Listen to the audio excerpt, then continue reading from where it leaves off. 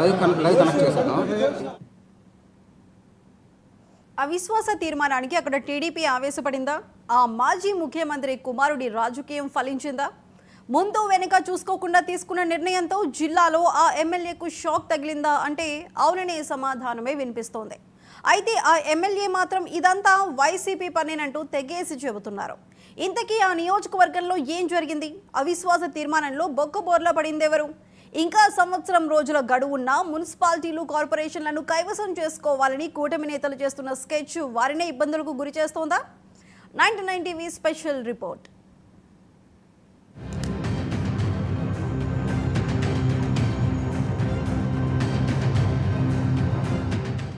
రాజకీయ ఉద్దండులకి care of address గా నిలిచే ఉమ్మడి నెల్లూరు జిల్లాలో రాజకీయాలు రోజురోజుకు మలుపు తిరుగుతుంటాయి. ఇక్కడ నుంచి ప్రాతినిధ్యం వహించిన అనేక మంది నేతలు రాష్ట్ర, దేశ రాజకీయాలను శాసించారు. ఇక్కడ పొలిటికల్ స్కెచ్ గీశారంటే అది సక్సెస్ అవ్వాల్సిందే. కానీ నెల్లూరు జిల్లాలో తొలిసారి టీడీపీకి గట్టి షాక్ తగిలింది. ఉమ్మడి నెల్లూరు జిల్లా వెంకటగిరి మున్సిపాలిటీలో మున్సిపల్ చైర్పర్సన్పై అవిశ్వాస తీర్మానం గాలికి ఎగిరిపోయింది.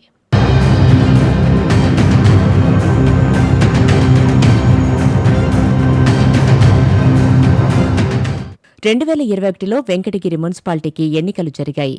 మొత్తం 25 వార్డుల్లో వైసీపీ కౌన్సిలర్లు గెలుపొందారు. ఆ సమయంలో ఇక్కడ ప్రస్తుత మంత్రి ఆనం రామనారాయణ రెడ్డి వైసీపీ ఎమ్మెల్యేగా ఉండేవారు.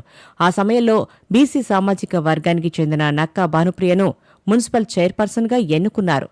ఇక సీన్ కట్ చేస్తే ఆనం రామనారాయణ రెడ్డి వైసీపీని వ్యతిరేకించి దూరం జరిగారు.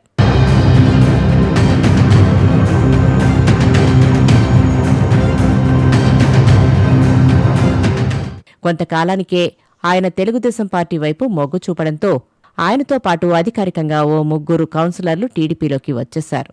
మిగిలిన వారిలో కొంతమంది అనధికారికంగా వైసీపీ నుంచి టీడీపీలోకి చేరిపోయారు. 2024 సార్వత్రిక ఎన్నికల్లో ఇక్కడ నుంచి తెలుగుదేశం పార్టీ ఎమ్మెల్యేగా కురుగొండ్ల రామకృష్ణ గెలుపొందారు. ఇక అక్కడి నుంచి మున్సిపాలిటీ వైపు కన్నేశారు టీడీపీ నేతలు. వెంకటగిరి మున్సిపల్ కౌన్సిల్కు ఇంకా సంవత్సర కాలం ఉంది. అయితే తమ మున్సిపాలిటీలో ఎలాంటి అభివృద్ధి కార్యక్రమాలను చేయలేకపోయారని, చైర్పర్సన్ భానుప్రియ అనుచరులు అక్రమాలకు పాల్పడుతున్నారంటూ వరుసగా కౌన్సిల్ సమావేశాల్లో కౌన్సిలర్లు ఆరోపణలు చేశారు.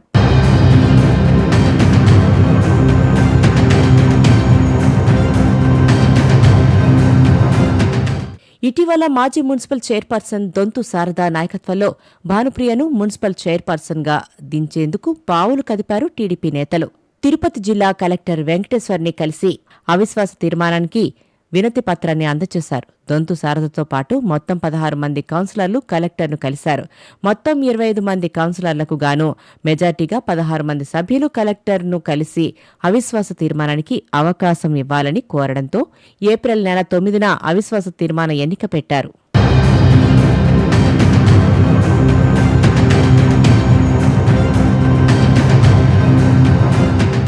ఇక ఇక్కడి నుంచి వైసీపీ తన రాజకీయం మొదలుపెట్టింది. మాజీ ముఖ్యమంత్రి నేదురుమల్లి జనార్దన్ రెడ్డి కుమారుడు ఇక్కడ వైసీపీ ఇన్ఛార్జిగా ఉన్నారు. తమ పార్టీ సింబల్తో గెలుపొంది ఇప్పుడు తమకే వెన్నుపోటు పడుస్తున్నారంటూ మొదట్లో కొంత హడావడి చేసిన తర్వాత కౌన్సిలర్లను తమ వైపు తిప్పుకున్నారు. దాదాపు 19 మంది కౌన్సిలర్లు వైసీపీకే మద్దతు పలికారు. వీరందరినీ రామ్ కుమార్ రెడ్డి వేరే రాష్ట్రానికి క్యాంపుకి తీసుకువెళ్లి 2-3 రోజుల పాటు వారికి సకల మర్యాదలు చేశారని టాక్. దీంతోపాటు వారిని బుజ్జగించి ఇంకో సంవత్సర కాలం పాటు మున్సిపాలిటీ ఉంటుందని, ఈ సమయంలో ఇలాంటి నిర్ణయాలు వద్దంటూ ఓ దశలో అనర్హత వేటుకు కూడా సిద్ధమంటూ రకరకాల ప్రయత్నాలు చేశారట. ఇంకేముంది, ఈ 19 మంది కౌన్సిలర్లు తామంతా వైసీపీకే మద్దతని ఓకే చెప్పేశారట. ఇక ఓవైపు అవిశ్వాస తీర్మానానికి సిద్ధంగా ఉన్న దొంతు శారదా వర్గం ఏం చేయాలో అర్థంగాక జిల్లా కలెక్టర్ను మరోసారి కలిసి ఈ తీర్మాన ఎన్నికలు వాయిదా వేయాలని ప్రయత్నం చేసి ఫెయిల్ అయిందని లోకల్ టాక్.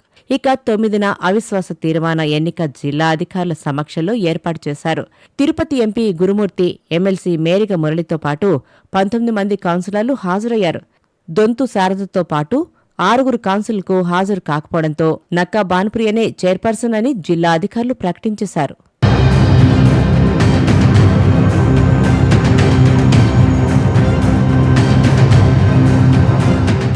ఇక ఇక ఇదంతా వైసీపీ ఆడుతున్న మైండ్ గేమ్ అంటూ ఎమ్మెల్యే కురుగొండ్ల రామకృష్ణ మండిపడ్డారు. వారంతా వైసీపీ కౌన్సిలర్లేనని, కావాలని టీడీపీని టార్గెట్ చేసి అవిశ్వాస తీర్మాన గేమ్ ఆడారంటూ దుయ్యబట్టారు. ఇక ఈ అంశం జిల్లా టీడీపీ పెద్దల ద్వారా రాష్ట్ర అధిష్టానానికి తెలిసిందట. ఇప్పటికే ఏపీలోని అనేక చోట్ల మున్సిపాలిటీలు, జిల్లా పరిషత్, కార్పొరేషన్లకు ఇంకా సంవత్సర కాలంపైనే సమయం ఉండడంతో వాటిని తమ వైపు తిప్పుకునేందుకు కూటమి చేస్తున్న ప్రయత్నాల్లో వెంకటగిరి అంశం కొంత ఇబ్బందిగా మారిందని సమాచారం. తమకు స్పష్టమైన మెజార్టీ లేకుండా ఇలాంటి నిర్ణయం తీసుకోవడంతో టీడీపీ అధిష్టానం ఈ అంశంపై సీరియస్ అయినట్లు తెలుస్తోంది. మిగిలిన చోట్ల ఆచితూచి అడుగులు వేయాలని టీడీపీ పెద్దలు సంకేతాలు పంపించినట్లు తెలుస్తోంది.